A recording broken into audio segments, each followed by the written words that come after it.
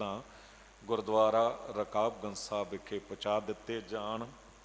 ਕਥਾ ਦੀ ਸੇਵਾਵਾਂ ਗਿਆਨੀ ਵਰਿੰਦਰ ਸਿੰਘ ਜੀ ਕ੍ਰਿਸ਼ਨਾ ਪਾਰਕ ਵਾਲੇ ਨਿਭਾ ਰਹੇ ਨੇ। ਸੁੰਦਰ ਪ੍ਰਮਾਣ ਦੇ ਕੇ ਵਿਦਵਤਾ ਭਰਪੂਰ ਕਥਾ ਕਰਦੇ ਹਨ। ਟਿਕ ਕੇ ਕਥਾ ਦਾ ਆਨੰਦ ਮਾਣੋ। ਵਾਹਿਗੁਰੂ ਜੀ ਕਾ ਖਾਲਸਾ, ਵਾਹਿਗੁਰੂ ਜੀ ਕੀ ਫਤਿਹ। ਵਾਹਿਗੁਰੂ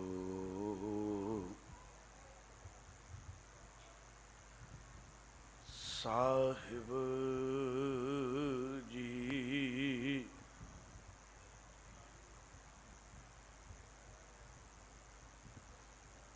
ਗੁਰ ਕੀ ਮਹਿਮਾ ਕਿਆ ਕਹਾਂ।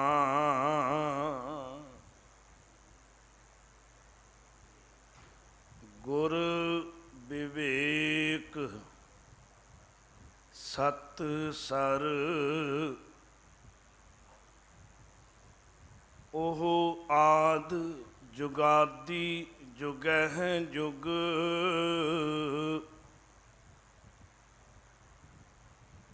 ਪੂਰਾ ਪਰਮੇਸ਼ਰ, ਜੇਤਾ ਜੀਉ ਪਿੰਡ ਸਭ ਤੇਰਾ।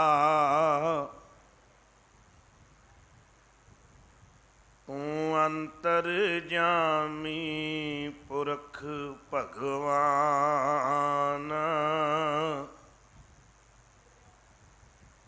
ਦਾਸਨ ਦਾਸ ਕਹਿ ਜਨ ਨਾਨਕ। ਜਿਹਾ ਤੂੰ ਕਰਾਹੈਂ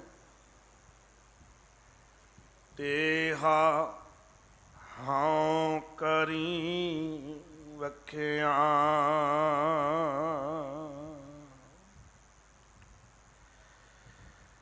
ਗੁਰੂ ਗਰੀਬ ਨਿਵਾਸ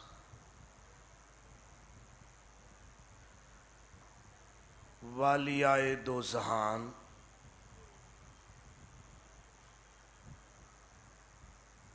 ਧੰਨ ਧੰਨ ਸ੍ਰੀ ਗੁਰੂ ਗ੍ਰੰਥ ਸਾਹਿਬ ਮਹਾਰਾਜ ਦੀ ਪਾਵਨ ਮੁਬਾਰਕ ਚਰਨ ਸ਼ਰਨ ਅੰਦਰ ਤੇ ਨੌਵੇਂ ਨਾਨਕ ਧੰਨ ਸ੍ਰੀ ਗੁਰੂ ਤੇਗ ਬਹਾਦਰ ਸਾਹਿਬ ਜੀ ਦੇ ਸ਼ਹੀਦੀ ਅਸਥਾਨ ਵਿਖੇ ਸ਼ਰਧਾ ਭਾਵਨਾ ਸਹਿਤ ਹਾਜ਼ਰੀਆਂ ਭਰ ਰਹੇ ਗੁਰੂ ਪਿਆਰੇ, ਗੁਰੂ ਸਵਾਰੇ ਸਤ ਸੰਗੀ ਜਨੋ। ਸਤਿਗੁਰੂ ਗੁਰੂ ਗ੍ਰੰਥ ਸਾਹਿਬ ਮਹਾਰਾਜ ਨੇ, ਧੰਨ ਗੁਰੂ ਤੇਗ ਬਹਾਦਰ ਸਾਹਿਬ ਨੇ ਸਾਡੇ ਸਭਨਾਂ ਤੇ ਤਰਸ ਕੀਤਾ ਔਰ ਰਹਿਮਤ ਦੇ ਘਰ ਵਿੱਚ ਆ ਕੇ ਸਤਸੰਗ ਦੀਆਂ ਇਹ ਘੜੀਆਂ ਸਾਡੀ ਝੋਲੀ ਵਿੱਚ ਪਾਈਆਂ ਹਨ। ਇਹ ਸਤਸੰਗ ਦੀਆਂ ਘੜੀਆਂ ਸਾਡੇ ਜੀਵਨ ਵਿੱਚ ਉਸਾਰੂ ਹੋਣ, ਉਸ ਲਈ ਵੱਧ ਤੋਂ ਵੱਧ ਸਤਸੰਗ ਦਾ ਲਾਭ ਉਠਾਉਣ ਦੀ ਆਪਾਂ ਕੋਸ਼ਿਸ਼ ਕਰਨੀ ਹੈ ਤੇ ਨਾਲ ਸਤਿਗੁਰੂ ਦੇ ਚਰਨਾਂ ਵਿੱਚ ਇਹ ਅਰਜ਼ੋਈ ਕਰਨੀ ਹੈ, ਦਾਤਾ ਜੀਓ ਜਿੱਥੇ ਇੰਨਾ ਤਰਸ ਕੀਤਾ ਕਿ ਆਪਣੀ ਗੋਦ ਵਿੱਚ ਲਿਆ ਬਿਠਾਇਆ, ਉੱਥੇ ਹੋਰ ਤਰਸ ਕਰੋ ਜਿੱਥੇ ਸਰੀਰ ਕਰਕੇ ਆਪ ਦੀ ਗੋਦ ਵਿੱਚ ਜੁੜ ਬੈਠੇ ਹਾਂ, ਸੁਰਤ ਕਰਕੇ ਵੀ ਆਪ ਦੀ ਗੋਦ ਵਿੱਚ ਹੀ ਬੈਠੇ ਰਹੀਏ। ਅੰਮ੍ਰਿਤ ਬਾਣੀ ਦੀ ਚੱਲ ਰਹੀ ਲੜੀਵਾਰ ਵਿਚਾਰ ਨੂੰ ਜਿੱਥੇ ਅੱਜ ਆਪਾਂ ਅੱਗੇ ਤੋਰਨਾ, ਉੱਥੇ ਸੋਢੀ ਸੁਲਤਾਨ ਧੰਨ ਸ਼੍ਰੀ ਗੁਰੂ ਰਾਮਦਾਸ ਮਹਾਰਾਜ ਜੀ ਦਾ ਅੱਜ ਗੁਰਤਾ ਗੱਦੀ ਦਿਵਸ ਹੈ। ਹਜ਼ੂਰ ਦੇ ਜੀਵਨ ਵਿੱਚੋਂ ਕੁਝ ਕੁ ਵਿਚਾਰਾਂ ਦੀ ਸਾਂਝ ਅੱਜ ਦੇ ਦੀਵਾਨ ਵਿੱਚ ਆਪਾਂ ਪਾਉਣ ਦੀ ਕੋਸ਼ਿਸ਼ ਕਰਨੀ ਹੈ। ਸਤਿਗੁਰੂ ਕਿਰਪਾ ਕਰਕੇ ਆਪ ਹੀ ਆਪਣੇ ਦਰ ਘਰ ਦੀਆਂ ਵਿਚਾਰਾਂ ਕਰਾ ਲੈਣ ਜੀਓ। ਵਿਚਾਰ ਦੀ ਆਰੰਭਤਾ ਤੋਂ ਪਹਿਲਾਂ ਗੁਰੂ ਕੇ ਦਰ ਦੀ ਮਰਿਆਦਾ ਦੇ ਮੁਤਾਬਕ ਆਓ ਰਲ ਮਿਲ ਕੇ ਇਕਾਗਰਤਾ ਬਣਾਉਂਦਿਆਂ ਹੋਇਆਂ, ਗੁਰੂ ਚਰਨਾਂ ਵਿੱਚ ਸ਼ੀਸ਼ ਨਿਵਾਉਂਦਿਆਂ ਹੋਇਆਂ, ਗੁਰੂ ਬਖਸ਼ੀ ਫਤਿਹ ਦੇ ਨਾਲ ਸਾਂਝ ਪਾਓ ਜੀ। ਰਲ ਮਿਲ ਕੇ ਆਖੋ ਜੀ, ਵਾਹਿਗੁਰੂ ਜੀ ਕਾ ਖਾਲਸਾ, ਵਾਹਿਗੁਰੂ ਜੀ ਕੀ ਫਤਿਹ। ਜਦ ਅਸੀਂ ਸਤਸੰਗ ਵਿੱਚ ਜੁੜਦੇ ਹਾਂ, ਜਦ ਅਸੀਂ ਸੇਵਾ ਵਿੱਚ ਜੁੜਦੇ ਹਾਂ, ਤੇ ਜਦੋਂ ਅਸੀਂ ਅੰਮ੍ਰਿਤ ਬਾਣੀ ਦਾ ਪਾਠ ਕਰਦੇ ਹਾਂ, ਉਦੋਂ ਹਮੇਸ਼ਾ ਸਾਡੇ ਚਿੱਤ ਵਿੱਚ ਇੱਕ ਭਾਵਨਾ ਹੋਣੀ ਚਾਹੀਦੀ ਹੈ। ਔਰ ਉਹ ਭਾਵਨਾ ਕਿਹੜੀ? ਸਤਿਗੁਰੂ ਸਤਸੰਗ ਵਿੱਚ ਅਸੀਂ ਆਏ ਨਹੀਂ ਹਾਂ, ਤੂੰ ਲੈ ਕੇ ਆਇਆ। ਪਾਠ ਅਸੀਂ ਕੀਤਾ ਨਹੀਂ ਹੈ, ਤੂੰ ਕਰਾਇਆ ਹੈ। ਸੇਵਾ ਅਸੀਂ ਨਹੀਂ ਕੀਤੀ, ਤੂੰ ਕਰਾਈ ਹੈ। ਕਿਉਂਕਿ ਜਦ ਵੀ ਅਸੀਂ ਕੋਈ ਕਰਮ ਕਰਦੇ ਹਾਂ ਨਾ ਜੀ, ਉਹਦੇ ਪਿੱਛੇ ਸਾਡੀ ਭਾਵਨਾ ਕੀ ਹੈ, ਉਹ ਬਹੁਤ ਵੱਡਾ ਅਸਰ ਕਰਦੀ ਹੈ। ਇੱਕੋ ਹੀ ਕਰਮ ਧਰਮ ਬਣ ਜਾਂਦਾ ਹੈ, ਔਰ ਇੱਕੋ ਹੀ ਉਹੀ ਕਰਮ ਪਾਖੰਡ ਵੀ ਬਣ ਜਾਂਦਾ ਹੈ, ਜੇ ਭਾਵਨਾ ਵੱਖਰੀ ਵੱਖਰੀ ਹੋਵੇ।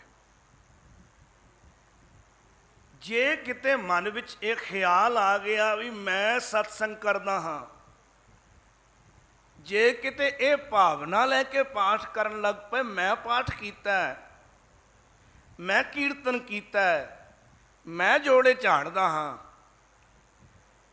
ਇਹ ਜਿਹੜਾ ਕਰਮ ਹੈ ਨਾ ਜੀ, ਰਸ ਪੈਦਾ ਕਰਨ ਦੀ ਜਗ੍ਹਾ ਬੇਰਸੀ ਪੈਦਾ ਕਰਨੀ ਸ਼ੁਰੂ ਕਰ ਦੇਗਾ। ਅਹੰਕਾਰ ਮਨ ਵਿੱਚ ਲਿਆਉਣਾ ਸ਼ੁਰੂ ਕਰ ਦੇਗਾ। ਵੈਸੇ ਵੀ ਗੁਰਬਾਣੀ ਇਸ ਗੱਲ ਉੱਤੇ ਮੋਹਰ ਲਗਾਉਂਦੀ ਹੈ, ਉਹ ਬੰਦਿਆ ਇਹ ਤੇਰਾ ਭੁਲੇਖਾ ਹੈ ਕਿ ਤੂੰ ਧਰਮ ਕਰਮ ਕਰਦਾ ਹੈ, ਤੂੰ ਸੇਵਾ ਕਰਦਾ ਹੈ, ਤੂੰ ਪਾਠ ਕਰਦਾ ਹੈ, ਤੂੰ ਪਰਮਾਤਮਾ ਦੀ ਸਿਫਤ ਸਲਾਹ ਕਰਦਾ ਹੈ। ਨਾ, ਇਹ ਤੇਰਾ ਭੁਲੇਖਾ ਹੈ। ਤੂੰ ਨਹੀਂਓ ਕਰਦਾ, ਤੇਰੇ ਕੋਲੋਂ ਵਾਹਿਗੁਰੂ ਕਰਾਉਂਦਾ ਹੈ।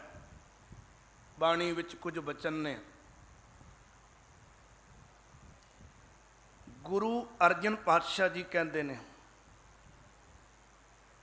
ਆਪ ਜਪਾਏ, ਇਹ ਤੇ ਇਹੋ ਜਿਹਾ ਬਚਨ ਹੈ ਨਾ ਜੀ, ਆਪ ਜ਼ਿਆਦਾਤਰ ਸੰਗਤਾਂ ਦੀ ਰਸਨਾ ਦੇ ਉੱਤੇ ਚੜ੍ਹਿਆ ਹੋਇਆ ਹੋਣਾ। ਕਿਉਂਕਿ ਸੁਖਮਨੀ ਸਾਹਿਬ ਦੀ ਬਾਣੀ ਵਿੱਚ ਹਜ਼ੂਰ ਨੇ ਬਚਨ ਬਖਸ਼ਿਆ, ਆਪ ਜਪਾਏ ਜਪੈ ਸੋ ਨਾਉ। ਜਪਦਾ ਕੌਣ ਹੈ? ਜਿਸ ਨੂੰ ਵਾਹਿਗੁਰੂ ਜਪਾਵੇ। ਆਪ ਗਾਵਾਏ, ਗਵਾਏ ਨਹੀਂ ਹੈ ਉੱਥੇ, ਆਪ ਗਾਵਾਏ ਸੋ ਹਰ ਗੁਣ ਗਾਓ। ਉਹੀ ਵਾਹਿਗੁਰੂ ਦੀ ਸਿਫਤ ਸਲਾਹ ਗਾਉਂਦਾ ਹੈ ਜਿਸ ਨੂੰ ਵਾਹਿਗੁਰੂ ਗਾਉਂਦਾ ਹੈ। ਸਰਬ ਨਿਧਾਨ ਪ੍ਰਭ ਤੇਰੀ ਮਇਆ, ਅੱਗੇ ਜਾ ਕੇ ਬਚਨ ਆਉਂਦਾ, ਸਭ ਖਜ਼ਾਨੇ ਤੇਰੀ ਰਹਿਮਤ ਦੀ ਦ੍ਰਿਸ਼ਟੀ ਦੇ ਰਾਹੀਂ ਪ੍ਰਾਪਤ ਹੁੰਦੇ ਨੇ। ਕੋਈ ਆਖੇ ਕਿ ਮੈਂ ਪਾਇਆ, ਇਹ ਉਹਦਾ ਭੁਲੇਖਾ ਹੈ। ਆਪੋ ਆਪਣੇ ਆਪ, ਸਰਬ ਨਿਧਾਨ ਪ੍ਰਭ ਤੇਰੀ ਮਇਆ ਆਪੋ, ਆਪਣੇ ਆਪ ਨਾ ਕਦੇ ਕਿਸੇ ਨੇ ਕੁਝ ਲਿਆ, ਨਾ ਕੋਈ ਕੁਝ ਲੈ ਸਕਦਾ। ਹਜ਼ੂਰ ਦਾ ਇੱਕ ਹੋਰ ਬਚਨ ਅਖੀਰ ਵਿੱਚ ਕਹਿੰਦੇ, ਜਿਤ ਜਿਤ ਲਾਭ ਹੈ ਤਿਤ ਲਗੈ ਹਰ ਨਾਥ। ਜਿੱਥੇ ਜਿੱਥੇ ਮੇਰੇ ਮਾਲਕ ਜੀ ਤੂੰ ਸਾਨੂੰ ਲਗਾਉਣਾ, ਉੱਥੇ ਅਸੀਂ ਲੱਗਦੇ ਹਾਂ। ਗੁਰੂ ਰਾਮਦਾਸ ਸਾਹਿਬ ਦਾ ਇੱਕ ਹੋਰ ਬਚਨ ਮੈਨੂੰ ਚੇਤੇ ਆ ਗਿਆ। ਧੰਨ ਗੁਰੂ ਰਾਮਦਾਸ ਮਹਾਰਾਜ ਦਾ ਅੱਜ ਗੁਰਤਾ ਗੱਦੀ ਦਿਵਸ ਵੀ ਹੈ। ਕਹਿੰਦੇ ਨੇ, ਆਪੇ ਤਾਣ ਦੀਵਾਨ ਹੈ ਪਿਆਰਾ, ਆਪੇ ਕਾਰੈ ਲਾਇਆ। ਆਪ ਹੀ ਸਾਰੀ ਸ਼ਕਤੀ ਦਾ ਮਾਲਕ ਹੈ, ਉਹ ਆਪ ਹੀ ਤਾਣ ਹੈ, ਆਪ ਹੀ ਦੀਵਾਨ ਹੈ, ਤੇ ਜੀਵਾਂ ਨੂੰ ਉਹ ਆਪ ਹੀ ਕਾਰ ਵਿੱਚ ਲਗਾਉਂਦਾ ਹੈ। ਜੋ ਆਪ ਚਲਾਏ ਤਿਉਂ ਚਲੀਏ ਪਿਆਰੇ। ਇਸ ਵੇਲੇ ਸਤਸੰਗ ਵਿੱਚ ਚੱਲ ਕੇ ਆਪ ਜੀ ਜੁੜ ਬੈਠੇ ਹੋ। ਕੁਝ ਐਸੇ ਸਰੀਰ ਨੇ ਜੋ ਕਿਸੇ ਹੋਰ ਪਾਸੇ ਵੀ ਗਏ ਹੋਣਗੇ, ਕੁਝ ਇਹੋ ਜਿਹੇ ਸਰੀਰ ਨੇ ਜਿਹੜੇ ਅਜੇ ਬਿਸਤਰ ਤੇ ਹੀ ਵਿਰਾਜਮਾਨ ਹੋਣਗੇ। ਨਹੀਂ ਮੇਰੇ ਦਾਤੇ ਨੂੰ ਮਨਜ਼ੂਰ ਕਿ ਉਹਨਾਂ ਨੂੰ ਅੰਮ੍ਰਿਤ ਵੇਲਾ ਮਿਲੇ, ਨਹੀਂ ਮੇਰੇ ਦਾਤੇ ਨੂੰ ਮਨਜ਼ੂਰ ਉਹਨਾਂ ਨੂੰ ਸਤਸੰਗਤ ਮਿਲੇ। ਮੇਰੇ ਦਾਤੇ ਨੂੰ ਮਨਜ਼ੂਰ ਸੀ ਸਾਨੂੰ ਸਤਸੰਗ ਮਿਲੇ, ਉਹ ਸਾਨੂੰ ਆਪਣੀ ਗੋਦ ਵਿੱਚ ਲਾ ਕੇ ਉਹਨੇ ਬਿਠਾ ਲਿਆ। ਆਪੇ ਤਾਣ ਦੀਵਾਨ ਹੈ ਪਿਆਰਾ, ਆਪੇ ਕਾਰੈ ਲਾਇਆ। ਜੋ ਆਪ ਚਲਾਏ ਤਿਉ ਚਲੀਏ ਪਿਆਰੇ। ਜੋ ਹਰ ਪ੍ਰਭ ਮੇਰੇ ਭਾਇਆ, ਆਪੇ ਜੰਤੀ ਜੰਤ ਹੈ ਪਿਆਰਾ। ਜਨ ਨਾਨਕ ਵਜਹ ਵਜਾਇਆ। जैसे कि हारमोनियम एक जंतर है, एक वाजा है, उस विचों ओही सुर और ओही धुन पैदा होंदी है जो वजाउण वाला वजाउंदा है। ये शरीर विचों ओही धुन पैदा होंदी है जिहड़ी कि करतार, जिहड़ा कि परमात्मा साडे अंदर पैदा करदा है। ताइयों ते जद असी सत्संग विच आउंदे आ ना जी, इस नुक्ते का ध्यान जरूर रखना। उदों कदे भी ये भावना मन विच नहीं होनी चाहिए मैं आया हाँ, बल्कि भावना ये होनी चाहिए सतगुरु तेरा शुक्र है तू अपने दरबार विच लैके आया। पाठ जिस वेले कीता जाए उदों ये भावना नहीं होनी चाहिए मैं कीता है। जे गुरु घर विच किसी प्रकार की सेवा जिस वेले की जाए उस तो ये भावना नहीं होनी चाहिए मैं कीती है, बल्कि भावना होनी चाहिए सतगुरु तेरा शुक्र है तू ये साडे कोलों सेवा कराई है। इहदा की फायदा है, इस नुक्ते का फायदा की है? इहदा फायदा है कि साडे अंदर अहंकार फिर कदे जन्म लेगा नहीं। क्योंकि जे धर्म कर्म करके भी अहंकार जन्म लै जाए तो गुरु तेग बहादुर साहब कहते वो धर्म कर्म कोई भी होवे वो निफल चला जाता है, उसका फल सानू नहीं मिलता।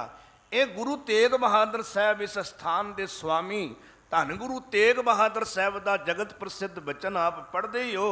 तीर्थ बरतर दान कर मन में धरै गुमान, नानक निफल जात ते ज्यो कुंचर इशनान। अहंकार जे मन विच आ गया, गुमान जे मन विच आ गया, कीता कराया सब व्यर्थ चला जाता है। अज जो बचन आपां विचारना है वो धन गुरु रामदास साहब सच्ची सरकार का बचन है। गौड़ी की वार विचों 14वीं पौड़ी ਦਾ ਇਹ ਪਹਿਲਾ ਸਲੋਕ ਹੈ ਜੋ ਅੱਜ ਦੇ ਦੀਵਾਨ ਵਿੱਚ ਆਪਾਂ ਵਿਚਾਰਨਾ ਹੈ। ਹਜ਼ੂਰ ਧੰਨ ਗੁਰੂ ਗ੍ਰੰਥ ਸਾਹਿਬ ਮਹਾਰਾਜ ਜੀ ਦੇ ਪਾਵਨ ਮੁਬਾਰਕ ਅੰਗ 307 ਉੱਤੇ ਇਹ ਬਚਨ ਬਿਰਾਜਮਾਨ ਹੈ ਥੱਲੜੇ ਪਾਸੇ। ਇੱਥੇ ਨਾ ਜੋ ਗੁਰੂ ਰਾਮਦਾਸ ਮਹਾਰਾਜ ਜੀ ਨੇ ਅੱਜ ਦੇ ਬਚਨ ਵਿੱਚ ਦਰਸਾਇਆ वो धन गुरु रामदास साहब जी के जीवन नाल भी बहुत टुकदा है। गुरता गद्दी ते बैठन लग्गियां जो इतिहास वापरिया उस इतिहास नाल भी बहुत टुकदा है। हजूर कहते ने धुर मारे पूरा सतगुरु सेई हुण सतगुर मारे।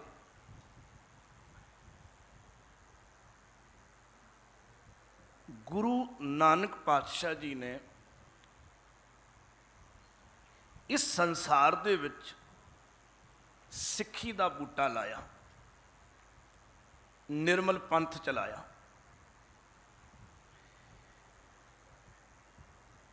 ਇਸ ਨਿਰਮਲ ਪੰਥ ਨੂੰ ਬਹੁਤ ਦੂਰ ਦੁਰਾਂਡੇ ਤੱਕ ਫੈਲਾਇਆ।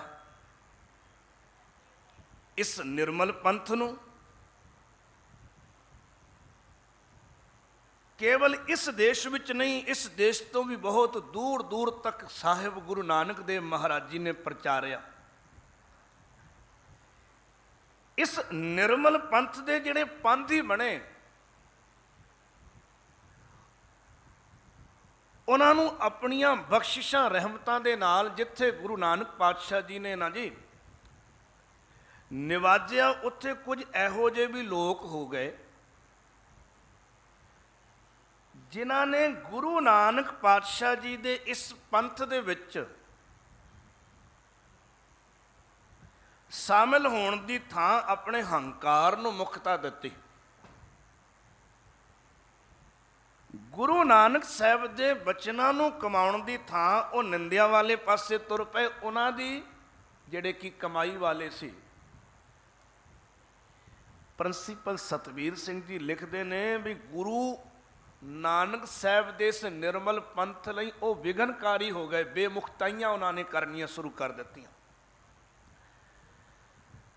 ਤਾਂ ਧੰਨ ਗੁਰੂ ਨਾਨਕ ਪਾਤਸ਼ਾਹ ਜੀ ਨੇ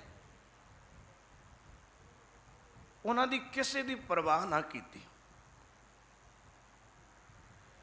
ਜੋ ਪੰਥ ਨੂੰ ਵਿਘਨ ਪਹੁੰਚਾਉਣਾ ਚਾਹੁੰਦੇ ਸੀ, ਬੇਮੁਖਤਾਈਆਂ ਕਰਨ ਵਾਲੇ ਸੀ, ਨਿੰਦਕਾਂ ਨੂੰ ਗੁਰੂ ਨਾਨਕ ਪਾਤਸ਼ਾਹ ਜੀ ਨੇ ਕੋਈ ਉਹਨਾਂ ਦੀ ਪਰਵਾਹ ਨਾ ਕੀਤੀ, ਬਲਕਿ ਆਪਣੇ ਤੋਂ ਦੂਰ ਕਰ ਦਿੱਤਾ।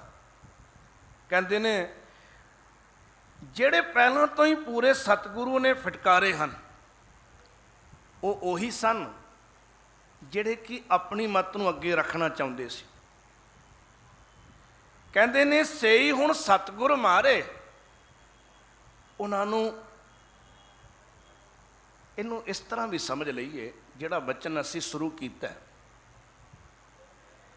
ਪਰਮ ਪਿਤਾ ਪਰਮਾਤਮਾ ਨੇ ਉਹਨਾਂ ਦੇ ਹਿਰਦੇ ਵਿੱਚ ਐਸੀ ਮੈਂ ਪੈਦਾ ਕੀਤੀ,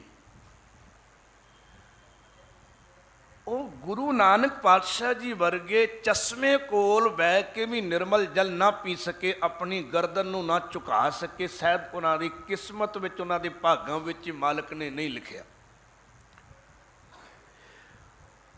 ਉਹ ਅਹੰਕਾਰ ਵਿੱਚ ਆਕੜੇ ਬੈਠੇ ਰਹਿ ਗਏ। ਗੁਰੂ ਨਾਨਕ ਕਹਿੰਦੇ ਨੇ ਭਾਈ ਝੁਕ ਲੈ ਤੇ ਰਸ ਲੈ ਲੈ।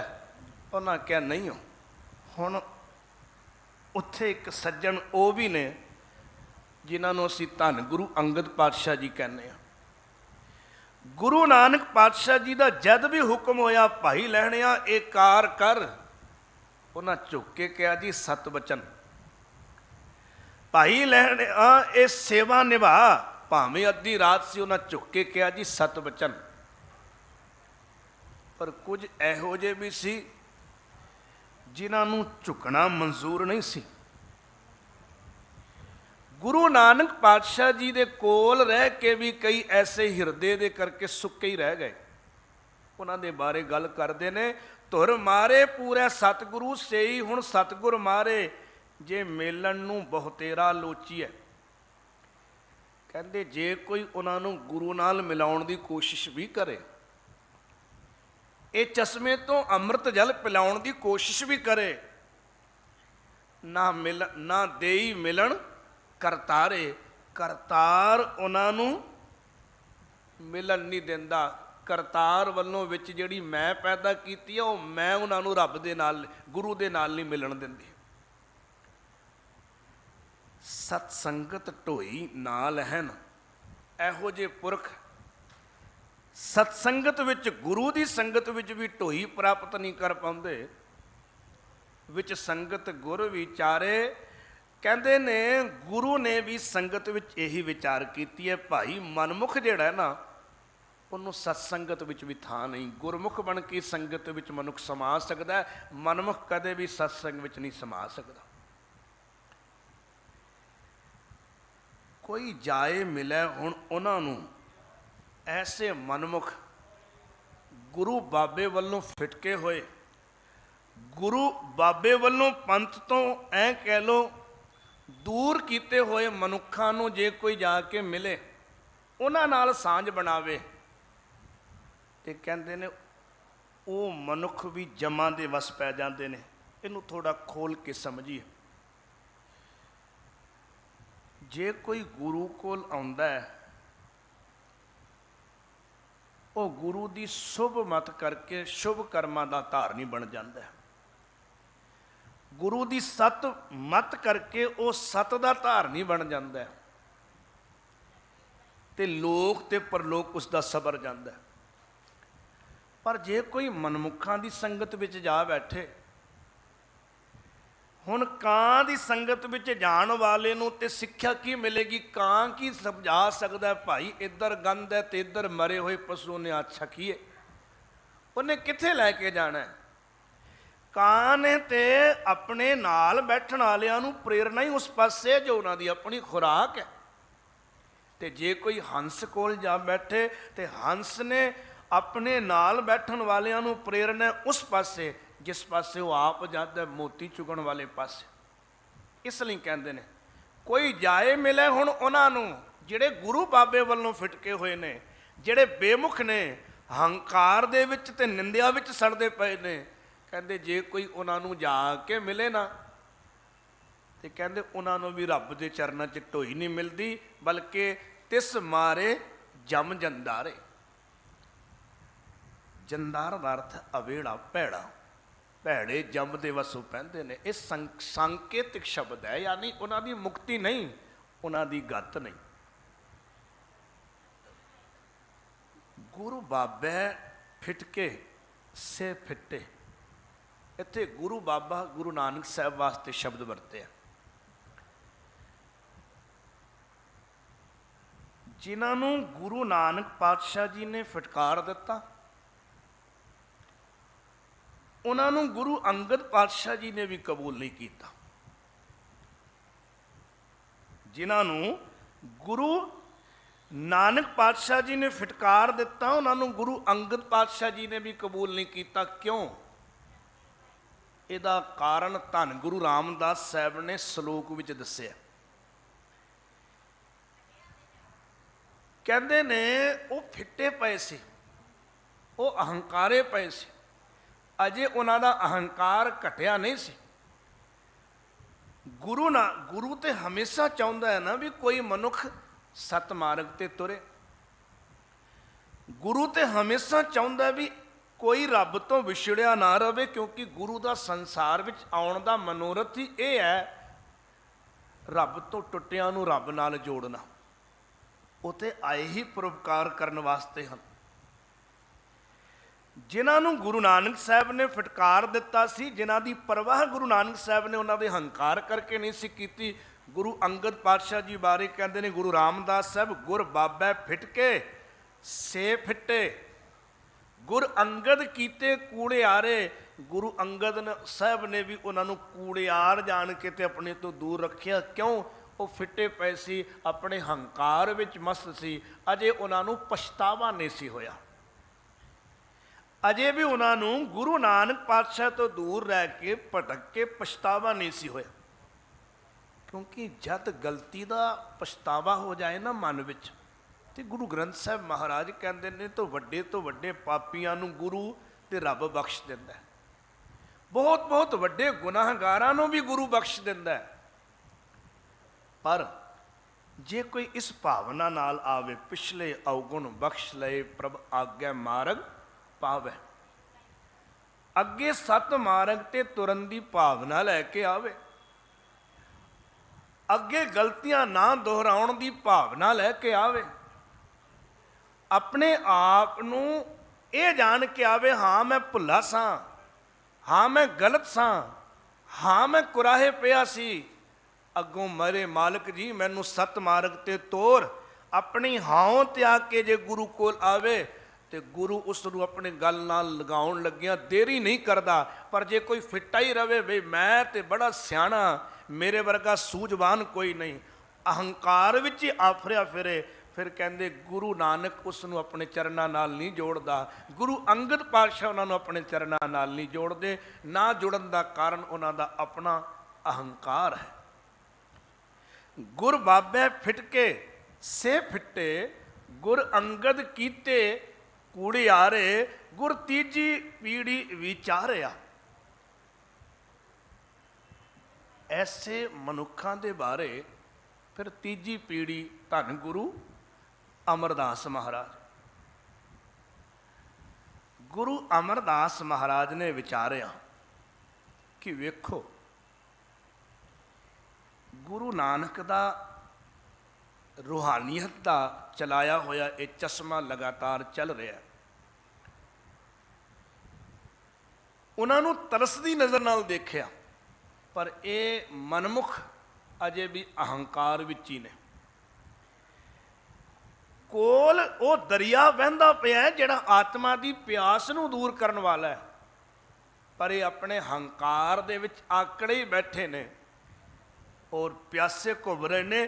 ਕੋਲ ਦਰਿਆ ਹੋਣ ਦੇ ਬਾਵਜੂਦ ਵੀ, ਕੋਲ ਉਹ ਜਲ ਦਾ ਚਸ਼ਮਾ ਹੋਣ ਦੇ ਬਾਵਜੂਦ ਵੀ, ਕਹਿੰਦੇ ਨੇ ਗੁਰੂ ਅਮਰਦਾਸ ਮਹਾਰਾਜ ਨੇ ਵੇਖਿਆ, ਪਰ ਇਹਨਾਂ ਦੇ ਵੀ ਕੀ ਵਸ, ਰੱਬ ਦੀ ਮਾਰ ਇਹਨਾਂ ਨੂੰ ਪਈ ਹੋਈ ਹੈ।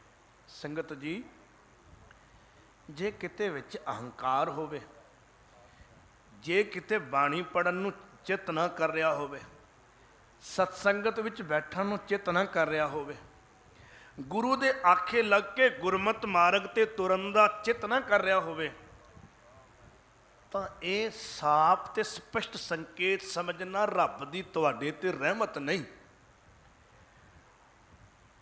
ਇਹ ਸਾਫ਼ ਤੇ ਸਪਸ਼ਟ ਸਮਝਣਾ ਇਹ ਰੱਬ ਵੱਲੋਂ ਤੁਹਾਨੂੰ ਬਹੁਤ ਵੱਡੀ ਮਾਰ ਹੈ।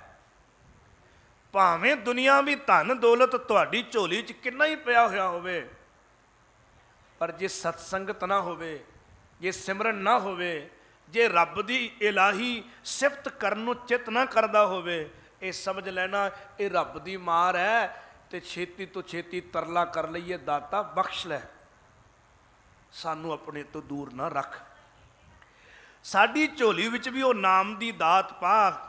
ਇੱਕ ਸੰਕੇਤ ਮਿਲਦਾ ਬਾਣੀ ਵਿੱਚੋਂ, ਫਿਰ ਅੱਗੇ ਚੱਲਾਂਗੇ।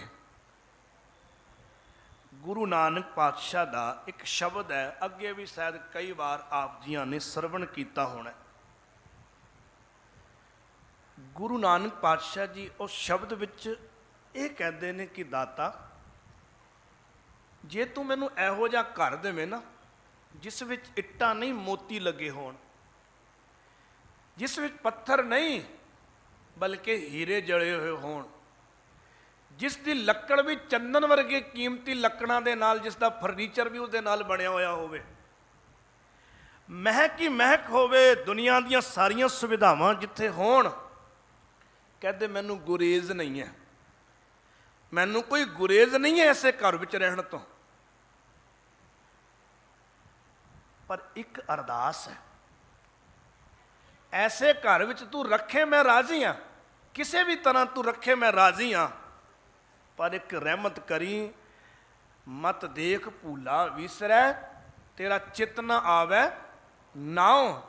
ਇੱਕ ਰਹਿਮਤ ਕਰੀ, ਕਦੇ ਐਸੀ ਘੜੀ ਮੇਰੀ ਜ਼ਿੰਦਗੀ 'ਚ ਨਾ ਆਵੇ ਕਿ ਦੁਨੀਆ ਦੀਆਂ ਦਾਤਾਂ ਨੂੰ ਵੇਖ ਕੇ, ਦੁਨੀਆ ਦੇ ਰਸਾਂ ਵਿੱਚ ਮਸਤ ਹੋ ਕੇ ਕਿਤੇ ਮੈਂ ਤੈਨੂੰ ਭੁੱਲ ਜਾਵਾਂ। ਜਿਸ ਦਿਨ ਮੈਂ ਤੈਨੂੰ ਭੁੱਲ ਗਿਆ, ਜਿਸ ਦਿਨ ਤੇਰੀ ਯਾਦ ਮੇਰੇ ਹਿਰਦੇ 'ਚੋਂ ਚਲੀ ਗਈ, ਉਸ ਦਿਨ ਮੈਂ ਸਮਝਾਂਗਾ ਮੈਂ ਸਭ ਤੋਂ ਵੱਡਾ ਭਾਗਾ ਹਾਂ, ਮੈਂ ਸਭ ਤੋਂ ਵੱਡਾ ਦਰਿੱਦਰ ਹਾਂ, ਮੈਂ ਸਭ ਤੋਂ ਵੱਡਾ ਕੰਗਾਲ ਹਾਂ।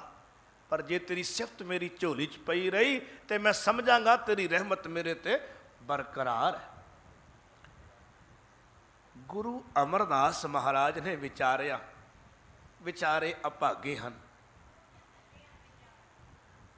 ਐਸੇ ਮਨਮੁੱਖਾਂ ਨੂੰ ਗੁਰੂ ਅਮਰਦਾਸ ਮਹਾਰਾਜ ਨੇ ਵਿਚਾਰੇ ਕਿਹਾ, ਵਿਚਾਰੇ ਹਨ। ਕੋਲ ਜਲ ਦਾ ਚਸ਼ਮਾ ਵਹਿ ਰਿਹਾ, ਜਲ ਨਹੀਂ ਪੀ ਪਾ ਰਹੇ, ਪਰ ਇਹਨਾਂ ਦੇ ਵੀ ਕੀ ਵਸ।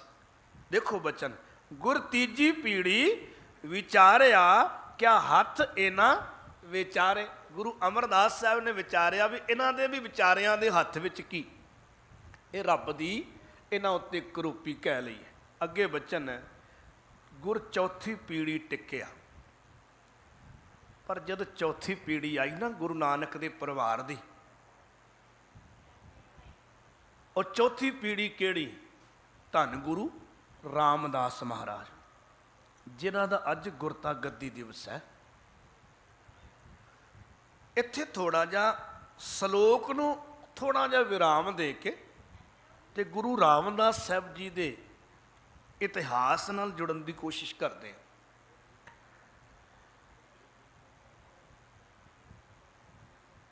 ਧੰਨ ਗੁਰੂ ਰਾਮਦਾਸ ਮਹਾਰਾਜ 24 ਸਤੰਬਰ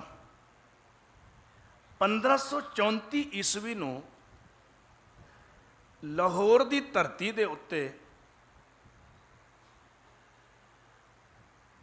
ਬਾਬਾ ਹਰਦਾਸ ਜੀ ਦੇ ਘਰ ਮਾਤਾ ਦਇਆ ਕੌਰ ਜੀ ਦੀ ਕੁੱਖ ਤੋਂ ਇਸ ਸੰਸਾਰ ਦੇ ਵਿੱਚ ਆਪ ਜੀ ਆਉਂਦੇ ਹਨ। ਆਪ ਜੀ ਦਾ ਪ੍ਰਕਾਸ਼ ਹੁੰਦਾ ਹੈ। ਘਰ ਦੇ ਸਭ ਤੋਂ ਵੱਡੇ ਪੁੱਤਰ, ਸਭ ਤੋਂ ਪਹਿਲੀ ਸੰਤਾਨ, ਤੇ ਪਹਿਲੀ ਸੰਤਾਨ ਨੂੰ ਪਲੇਠੀ ਦਾ ਪੁੱਤਰ ਕਿਹਾ ਜਾਂਦਾ ਜਾਂ ਜੇਸ਼ਟ ਵੀ ਕਿਹਾ ਜਾਂਦਾ। ਸੰਸਕ੍ਰਿਤ ਦਾ ਸ਼ਬਦ ਜੇਸ਼ਟ ਹੈ ਔਰ ਪੰਜਾਬੀ ਵਿੱਚ ਇਸ ਸ਼ਬਦ ਨੂੰ ਜੇਠਾ ਕਰਕੇ ਜਾਂ ਜੇਠ ਕਰਕੇ ਪੁਕਾਰਿਆ ਜਾਂਦਾ ਹੈ। ਇਸ ਲਈ ਅਸੀਂ ਵੇਖਦੇ ਹਾਂ ਪਤੀ ਦੇ ਵੱਡੇ ਭਰਾ ਨੂੰ ਵੀ ਕੀ ਕਿਹਾ ਜਾਂਦਾ ਹੈ? ਜੇਠ। ਇੱਕ ਮਹੀਨਾ ਆਉਂਦਾ ਹੈ ਉਸ ਨੂੰ ਕਿਹਾ ਜਾਂਦਾ ਜੇਠ, ਕਿਉਂਕਿ ਉਸ ਮਹੀਨੇ ਵਿੱਚ ਦਿਨ ਜਿਹੜੇ ਨੇ ਬਾਕੀ ਮਹੀਨਿਆਂ ਨਾਲੋਂ ਵੱਡੇ ਹੁੰਦੇ ਨੇ, ਉਹਨੂੰ ਜੇਠ ਕਿਹਾ ਜਾਂਦਾ ਹੈ। ਤੇ ਜਦ ਅਸੀਂ ਬਿਕਰਮੀ ਕੈਲੰਡਰ ਪੜਾਂਗੇ ਤੇ ਉੱਥੇ ਉਹ ਜੇਠ ਨਹੀਂ ਲਿਖਦੇ, ਉਹ ਲਿਖਦੇ ਨੇ ਜੇਸ਼ਟ। ਗੁਰੂ ਰਾਮਦਾਸ ਮਹਾਰਾਜ ਜੀ ਨੂੰ ਜਿਵੇਂ ਘਰ ਦਾ ਨਾਮ ਹੁੰਦਾ ਨਾ, ਉਹ ਵੱਡਾ ਪੁੱਤਰ ਹੋਣ ਕਰਕੇ ਜੇਠਾ ਕਹਿਣ ਲੱਗ ਪਏ ਸੀ। ਅਸਲ ਵਿੱਚ ਗੁਰੂ ਰਾਮਦਾਸ ਸਾਹਿਬ ਦਾ ਬਚਪਨ ਤੋਂ ਹੀ ਨਾਮ ਰਾਮਦਾਸ ਸੀ। ਉਸ ਦਾ ਇੱਕ ਸਿੱਧਾ ਜਿਹਾ ਸਾਨੂੰ ਸਬੂਤ ਮਿਲਦਾ ਹੈ। ਗੁਰੂ ਰਾਮਦਾਸ ਸਾਹਿਬ ਦੀ ਜਿਹੜੀ ਭੈਣ ਹੈ ਉਹਨਾਂ ਦਾ ਨਾਮ ਰਮਦਾਸੀ ਹੈ। ਇਹ ਆਮ ਚੱਲਣ ਰਿਹਾ ਹੈ ਵੀ ਭੈਣ ਤੇ ਭਰਾਵਾਂ ਦੇ ਨਾਮ ਇੱਕ ਦੂਜੇ ਨਾਲ ਮਿਲਦੇ ਵੀ ਰੱਖੇ ਜਾਂਦੇ ਸੀ। ਜੈਸੇ ਗੁਰੂ ਨਾਨਕ ਪਾਤਸ਼ਾਹ ਜੀ ਦੀ ਭੈਣ ਜੀ ਦਾ ਨਾਮ ਬੇਬੇ ਨਾਨਕੀ ਹੈ, ਗੁਰੂ ਨਾਨਕ ਸਾਹਿਬ ਦਾ ਨਾਨਕ। ਇੱਦਾਂ ਹੀ ਗੁਰੂ ਰਾਮਦਾਸ ਮਹਾਰਾਜ ਜੀ ਦਾ ਜਿਹੜਾ ਬਚਪਨ ਤੋਂ ਹੀ ਨਾਮ ਹੈ, ਅਸਲ ਨਾਮ ਹੈ ਉਹ ਰਾਮਦਾਸ। ਜੇਠਾ ਬਹੁਤਾ ਇਸ ਕਰਕੇ ਪ੍ਰਸਿੱਧ ਹੋ ਗਿਆ, ਉਹ ਘਰ ਦਾ ਨਾਮ ਹੈ। ਐਸਾ ਕਈ ਵਾਰ ਅੱਜ ਵੀ ਹੁੰਦਾ ਹੈ ਕਿ ਕਿਸੇ ਵਿਅਕਤੀ ਦਾ ਅਸੀਂ ਅਸਲੀ ਨਾਮ ਜਾਣਦੇ ਹੀ ਨਹੀਂ, ਜਿਹੜਾ ਆਮ ਪ੍ਰਚਲਿਤ ਹੋ ਗਿਆ ਉਹੀ ਚੱਲਣ ਲੱਗ ਪੈਂਦਾ। ਤੇ ਸਾਨੂੰ ਕਈ ਵਾਰੀ ਹੈਰਾਨੀ ਹੁੰਦੀ ਹੈ ਜਦ ਪਤਾ ਲੱਗਦਾ ਅਸਲੀ ਨਾਮ ਇਹਦਾ ਇਹ ਨਾਮ ਸੀ, ਅਸੀਂ ਤੇ ਸੋਚਦੇ ਸੀ ਇਹ ਹੈ। ਜਦ ਭੱਟਾਂ ਨੇ ਗੁਰੂ ਰਾਮਦਾਸ ਸਾਹਿਬ ਦਾ ਜ਼ਿਕਰ ਕੀਤਾ ਤੇ ਕਿਤੇ ਵੀ ਜੇਠਾ ਸ਼ਬਦ ਨਹੀਂ ਵਰਤਿਆ।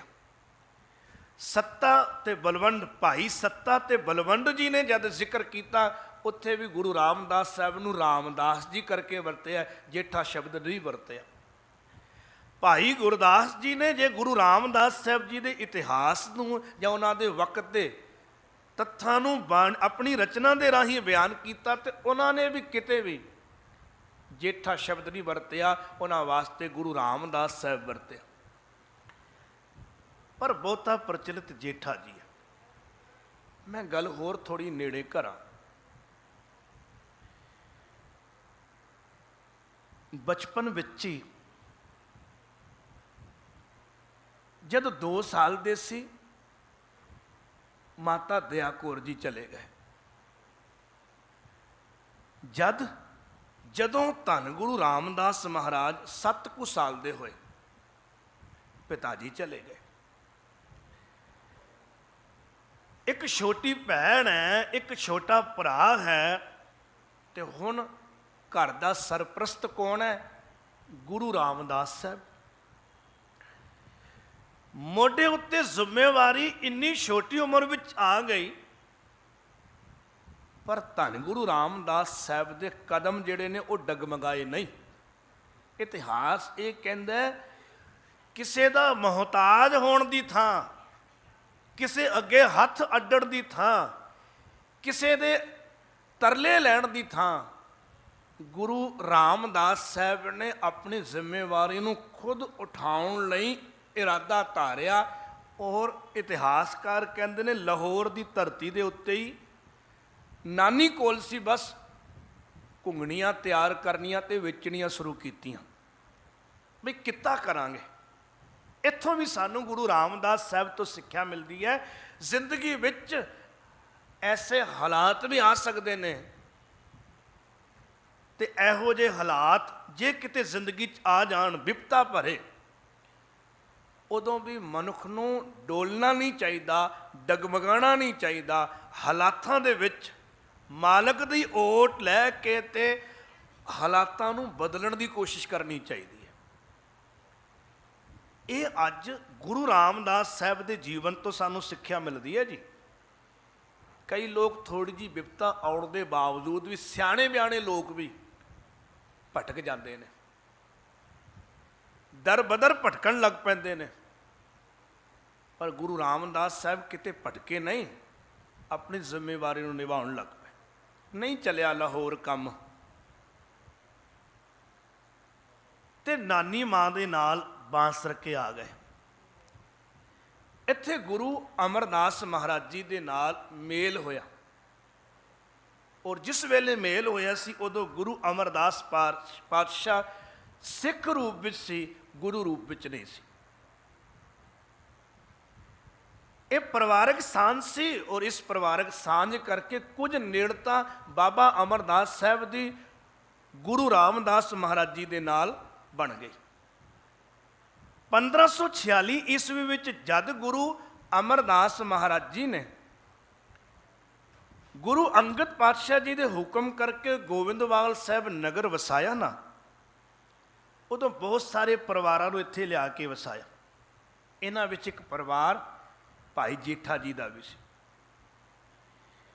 ਇੱਥੇ ਸੰਗਤ ਦੀ ਆਮਦ ਹੋਣ ਲੱਗ ਪਈ, ਆਵਾਜਾਈ ਹੋਣ ਲੱਗ ਪਈ, ਤੇ ਇੱਥੇ ਉਹ ਘੁੰਗਣੀਆਂ ਦਾ ਕੰਮ ਵੀ ਨਾਲ ਚੱਲਦਾ ਰਿਹਾ, ਤੇ ਉੱਥੇ ਸਤਸੰਗ ਜਦ ਚੱਲਦਾ ਤੇ ਨਾਲ ਸਤਸੰਗਤ ਵਿੱਚ ਜੁੜਦੇ ਰਹੇ ਗੁਰੂ ਰਾਮਦਾਸ ਸਾਹਿਬ।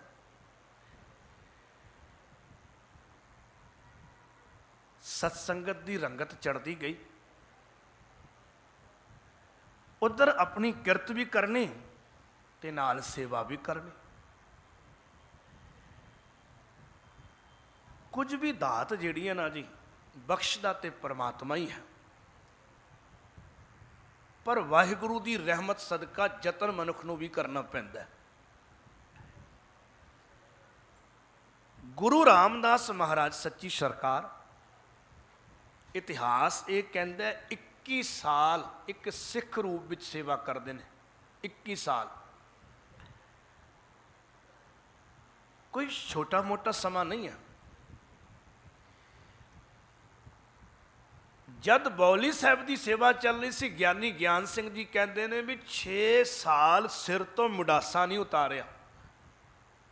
ਮੁੰਡਾਸਾ ਕਿਸੇ ਟੋਕਰੇ ਨੂੰ ਪਰਾਤ ਨੂੰ ਸਿਰ ਤੇ ਰੱਖਣ ਵਾਸਤੇ ਕੱਪੜੇ ਦਾ ਗੋਲ ਇੰਨੂ ਜੋ ਬਣਾ ਲਿਆ ਜਾਂਦਾ, ਇਦਾਂ ਦਾ ਕੱਪੜਾ ਜਾਂ ਸਿਰ ਤੇ ਲਪੇਟਿਆ। ਇਹਦਾ ਅਰਥ ਹੈ ਉਹ ਰਾਤ ਦਿਨ ਸੇਵਾ ਵਿੱਚ ਲੱਗੇ ਰਹਿੰਦੇ। ਗੁਰੂ ਪਾਤਸ਼ਾਹ ਦੇ ਇੱਕ ਇੱਕ ਬਚਨ ਨੂੰ ਸੱਤ ਕਰਕੇ ਮੰਨਦੇ। ਇੱਕ ਦਿਨ ਉਹ ਘੜੀ ਵੀ ਆਈ ਜਦ ਗੁਰੂ ਅਮਰਦਾਸ ਮਹਾਰਾਜ ਜੀ ਨੇ ਆਪਣੀ ਧੀ ਵਾਸਤੇ ਭਾਈ ਜੇਠਾ ਜੀ ਨੂੰ, ਯਾਨੀ ਗੁਰੂ ਰਾਮਦਾਸ ਸਾਹਿਬ ਨੂੰ ਚੁਣ ਲਿਆ। ਮਾਣ ਤੇ ਮਿਲ ਗਿਆ ਸੀ, ਹੁਣ ਗੁਰੂ ਅਮਰਦਾਸ ਸਾਹਿਬ ਦੇ ਜਵਾਈ ਹੋ ਗਏ ਸੀ, ਪਰ ਰਿਸ਼ਤੇ ਦੀ ਪਰਵਾਹ ਨਾ ਕੀਤੀ। ਸਿੱਖ ਆਪਣੀ ਜਗ੍ਹਾ, ਰਿਸ਼ਤਾ ਆਪਣੀ ਜਗ੍ਹਾ। ਸਿੱਖੀ ਨੂੰ ਕਮਾਉਣ ਲਈ ਸੇਵਕ ਦਾ ਭਾਵ ਹੋਣਾ ਚਾਹੀਦਾ ਹੈ, ਸੰਬੰਧੀ ਦਾ ਨਹੀਂ। ਇੱਥੇ ਸੇਵਾ ਥਾਂ ਪੈਂਦੀ ਹੈ। ਇੱਥੇ ਇਹ ਨਹੀਂ ਕਿ ਕਿਸੇ ਦਾ ਵੰਸ਼ ਗੁਰੂ ਨਾਲ ਜੁੜਦਾ ਤਾਂ ਉਹ ਮਹਾਨ ਹੋ ਜਾਂਦਾ ਹੈ, ਖਿਮਾ ਕਰਨਾ। ਇੱਥੇ ਇਹ ਨਹੀਂ ਵੀ ਕੋਈ ਗੁਰੂ ਪਾਤਸ਼ਾਹ ਜੀ ਦੇ ਖਾਨਦਾਨ ਨਾਲ, ਉਹਨਾਂ ਦੀ ਵੰਸ਼ ਨਾਲ ਜੁੜਿਆ ਹੋਇਆ ਮਨੁੱਖ ਹੈ ਤੇ ਉਹ ਮਹਾਨ ਹੋ ਗਿਆ। ਨਹੀਂ, ਇਹ ਬਾਣੀ ਨੇ ਤੇ ਇਹਦੀ ਕੋਈ ਮੋਹਰ ਨਹੀਂ ਲਗਾਈ। ਹਾਂ, ਕੋਈ ਆਪ ਮੁਹਾਰੇ ਕਹੀ ਜਾਵੇ ਇਸ ਗੱਲੋਂ ਕਿ ਅਸੀਂ ਗੁਰੂ ਨਾਨਕ ਸਾਹਿਬ ਦੀ ਕੁਲ ਵਿੱਚੋਂ ਆ, ਅਸੀਂ ਗੁਰੂ ਅੰਗਦ ਪਾਤਸ਼ਾਹ ਜੀ ਦੀ ਕੁਲ ਵਿੱਚੋਂ ਆ। ਗੁਰੂ ਨਾਨਕ ਦੀ ਇੱਕੋ ਹੀ ਕੁਲ ਹੈ, ਉਹ ਹੈ ਸਿੱਖੀ। ਤਾਈਓ ਤੇ ਇੱਥੇ ਸ਼ਬਦ ਵਰਤਿਆ ਪੀੜ੍ਹੀ। ਅਸੀਂ ਆਮ ਤੌਰ ਤੇ ਆਪਣੇ ਪਰਿਵਾਰ ਵਿੱਚ ਸ਼ਬਦ ਵਰਤਦੇ ਹਾਂ, ਇਹ ਪਹਿਲੀ ਪੀੜ੍ਹੀ ਹੈ, ਦੂਜੀ ਪੀੜ੍ਹੀ ਹੈ, ਤੀਜੀ ਪੀੜ੍ਹੀ ਹੈ, ਚੌਥੀ ਪੀੜ੍ਹੀ ਹੈ। ਤੇ ਇੱਥੇ ਪੀੜ੍ਹੀ ਕਿਸ ਨੂੰ ਕਿਹਾ ਜਾ ਰਿਹਾ? ਗੁਰੂ ਰਾਮਦਾਸ ਸਾਹਿਬ ਅੱਜ ਦੇ ਸ਼ਲੋਕ ਵਿੱਚ ਹੀ ਕਹਿ ਰਹੇ ਨੇ, ਸਭ ਤੋਂ ਵੱਡੇ ਨੇ ਸਾਡੇ ਬਾਬਾ ਗੁਰੂ ਨਾਨਕ ਸਾਹਿਬ। ਇੱਥੇ ਬਾਬਾ ਸ਼ਬਦ ਵਰਤਿਆ। ਤੇ ਫਿਰ ਗੁਰੂ ਅੰਗਦ ਪਾਤਸ਼ਾਹ, ਫਿਰ ਤੀਜੀ ਪੀੜ੍ਹੀ ਯਾਨੀ ਗੁਰੂ ਅਮਰਦਾਸ ਮਹਾਰਾਜ, ਚੌਥੀ ਪੀੜ੍ਹੀ ਗੁਰੂ ਰਾਮਦਾਸ ਸਾਹਿਬ। ਪਰਿਵਾਰ ਇਹ ਚੱਲ ਰਿਹਾ ਹੈ। ਇਸ ਪਰਿਵਾਰ ਦਾ ਹਿੱਸਾ ਉਹ ਬਣੇਗਾ ਜੋ ਗੁਰੂ ਦੀ ਸਿੱਖਿਆ ਨੂੰ ਕਮਾਏਗਾ। ਇੱਥੇ ਵੀ ਬਚਨ ਹੈ। ਚਲੋ ਅੱਗੇ ਅਸੀਂ ਸ਼ਲੋਕ ਨੂੰ ਵੀ ਵਿਚਾਰ ਲੈਂਦੇ ਹਾਂ, ਫਿਰ ਇਤਿਹਾਸ ਗੁਰਤਾ ਗੱਦੀ ਦਾ ਵੀ ਜੋੜਦੇ ਹਾਂ। ਗੁਰ ਚੌਥੀ ਪੀੜ੍ਹੀ ਟਿਕਿਆ, ਜਿਹੜੀ ਵਿਚਾਰ ਚੱਲ ਰਹੀ ਸੀ ਨਾ, ਜਿਨ੍ਹਾਂ ਨੂੰ ਗੁਰੂ ਨਾਨਕ ਨੇ ਫਿਟਕ ਦਿੱਤਾ, ਉਹਨਾਂ ਨੂੰ ਗੁਰੂ ਅੰਗਦ ਪਾਤਸ਼ਾਹ ਨੇ ਵੀ ਕੂੜਿਆਰ ਜਾਣ ਕੇ ਆਪਣੇ ਤੋਂ ਦੂਰ ਰੱਖਿਆ, ਕਿਉਂਕਿ ਅਜੇ ਹੰਕਾਰ ਸੀ। ਗੁਰੂ ਅਮਰਦਾਸ ਮਹਾਰਾਜ ਨੇ ਵੀ ਵੇਖਿਆ ਵੀ ਇਹਨਾਂ ਦੇ ਵਿਚਾਰਿਆਂ ਦੇ ਹੱਥ ਵਿੱਚ ਕੁਝ ਨਹੀਂ, ਅਜੇ ਵੀ ਇਹਨਾਂ ਦਾ ਹੰਕਾਰ ਨਹੀਂ ਜਾ ਰਿਹਾ, ਗੁਰੂ ਦੀ ਬਾਣੀ ਦਾ ਇਹ ਲਾਭ ਹੀ ਨਹੀਂ ਉਠਾ ਪਾ ਰਹੇ। ਫਿਰ ਗੁਰੂ ਰਾਮਦਾਸ ਮਹਾਰਾਜ ਤਰਸ ਦੇ ਘਰ ਵਿੱਚ ਆਏ, ਕਿਉਂਕਿ ਉੱਧਰ ਉਹਨਾਂ ਦੇ ਹਿਰਦੇ ਵਿੱਚ ਜਿਹੜੇ ਗੁਰੂ ਬਾਬੇ ਵੱਲੋਂ ਫਿਟਕੇ ਹੋਏ ਸੀ, ਪਛਤਾਵਾ ਆਉਣ ਲੱਗ ਪਿਆ ਸੀ, ਅਹਿਸਾਸ ਹੋਣ ਲੱਗ ਪਿਆ ਸੀ ਅਸੀਂ ਗਲਤ ਹਾਂ। ਉਹ ਜਦ ਗੁਰੂ ਰਾਮਦਾਸ ਸਾਹਿਬ ਜੀ ਦੀ ਸ਼ਰਨ ਵਿੱਚ ਆਏ ਤਾਂ ਗੁਰੂ ਰਾਮਦਾਸ ਸਾਹਿਬ ਨੇ ਉਹਨਾਂ ਸਭਨਾਂ ਨੂੰ, ਜੋ ਕਦੇ ਗੁਰੂ ਦੇ ਨਿੰਦਕ ਸੀ, ਜੋ ਕਦੇ ਦੁਸ਼ਟਤਾ ਕਰਦੇ ਸੀ, ਗੁਰੂ ਨਾਲ ਵੈਰ ਕਰਦੇ ਸੀ, ਉਹਨਾਂ ਸਭਨਾਂ ਨੂੰ ਤਾਰ ਦਿੱਤਾ। ਗੁਰ ਚੌਥੀ ਪੀੜ੍ਹੀ ਟਿਕਿਆ, ਤਿੰਨ ਨਿੰਦਕ ਦੁਸ਼ਟ ਸਭ ਤਾਰੇ। ਅੱਗੇ ਉਹ ਬਚਨ ਹੈ ਜਿਹੜਾ ਕਿ ਗੁਰੂ ਰਾਮਦਾਸ ਮਹਾਰਾਜ ਜੀ, ਜਿਹੜਾ ਮੈਂ ਹੁਣੇ ਅਰਜ਼ ਕਰ ਵੀ ਰਿਹਾ ਸਾਂ ਵੀ ਗੁਰੂ ਘਰ ਦੇ ਵਿੱਚ ਨਾ ਮਾਣ ਇਸ ਕਰਕੇ ਨਹੀਂ ਮਿਲੇਗਾ। ਗੁਰੂ ਪਰਿਵਾਰ ਵਿੱਚ ਜੇ ਸ਼ਾਮਿਲ ਹੋਣਾ ਹੈ ਤੇ ਇੱਥੇ ਸਿੱਖੀ ਕਮਾਇਆ ਕੋਈ ਗੁਰੂ ਪਰਿਵਾਰ ਵਿੱਚ ਸ਼ਾਮਿਲ ਹੋ ਸਕਦਾ ਹੈ। ਕੋਈ ਇਹ ਆਖੇ ਵੀ ਮੈਂ ਗੁਰੂ ਦਾ ਪੁੱਤਰ ਹਾਂ, ਕੋਈ ਇਹ ਆਖੇ ਮੈਂ ਗੁਰੂ ਦਾ ਪੋਤਰਾ ਹਾਂ, ਕੋਈ ਆਖੇ ਮੈਂ ਗੁਰੂ ਦਾ ਰਿਸ਼ਤੇਦਾਰ ਹਾਂ, ਉਹਦੀ ਕੋਈ ਥਾਂ ਨਹੀਂ।